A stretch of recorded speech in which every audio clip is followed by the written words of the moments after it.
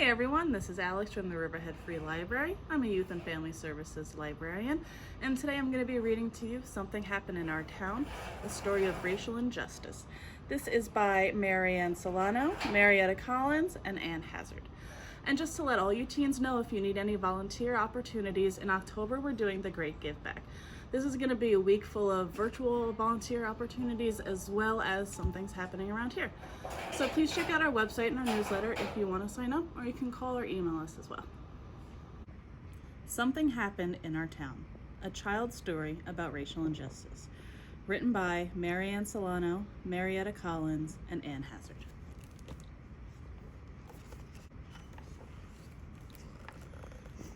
Something bad happened in our town.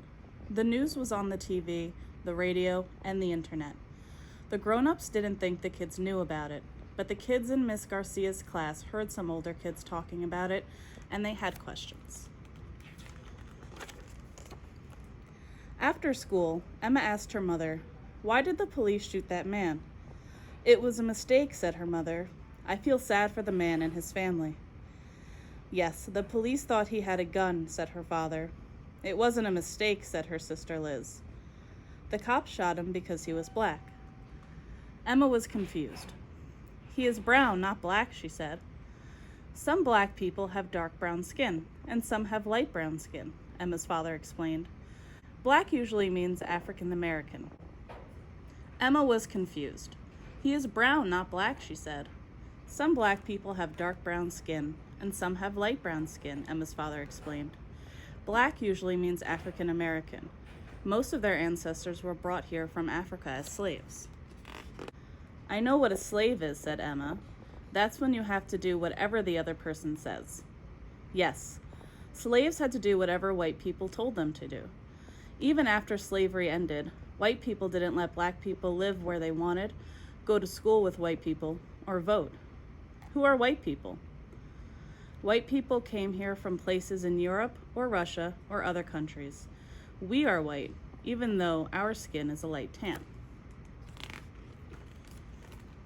"Did our family do those bad things a long time ago?" asked Emma. "Yes," answered her mother. "Back then, many white people thought that they were better than black people, even though it wasn't true." Liz added, "Some white people still think most black men and boys are dangerous, even though they're not." "Was the man that got shot dangerous?" asked Emma. "No," her mother said. "Shooting him was a mistake. It was a mistake that is part of a pattern." "Like the pattern on my blanket?" Emma asked. "Yes, but this pattern is being nice to white people and mean to black people. It's an unfair pattern." "Suppose you had a birthday party and invited everyone in your class, except the black kids," her mother said. "How would the black kids feel?" "They would be sad," Emma said, "or mad. And you would be missing out, because you never know who is going to be your best friend," said Liz. "And you can help others to be fair," said her mother. "Like telling Anna to stop teasing Ling about her name?" asked Emma. Her mother gave her a hug.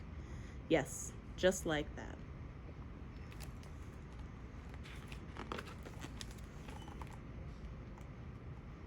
In another house, Josh asked his mother, "Can police go to jail?" "Yes," said his mother. "Why do you ask?" "That white policeman who shot the black man," said Josh. "Will he go to jail?" "What he did was wrong," said his mother. "But he won't go to jail," said his father.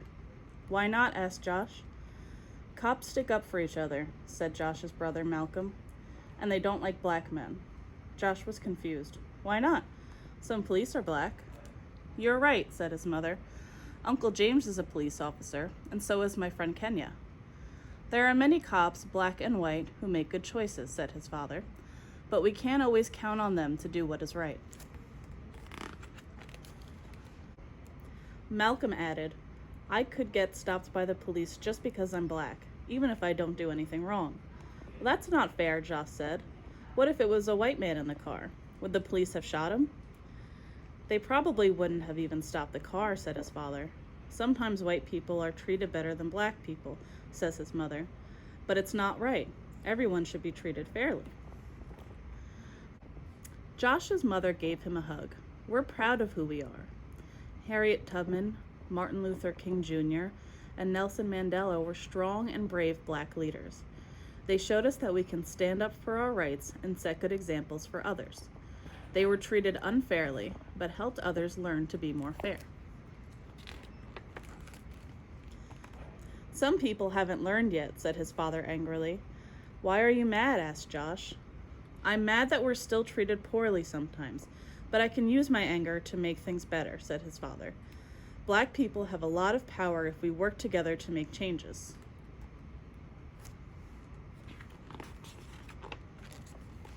I have power, Josh said, and I'm smart.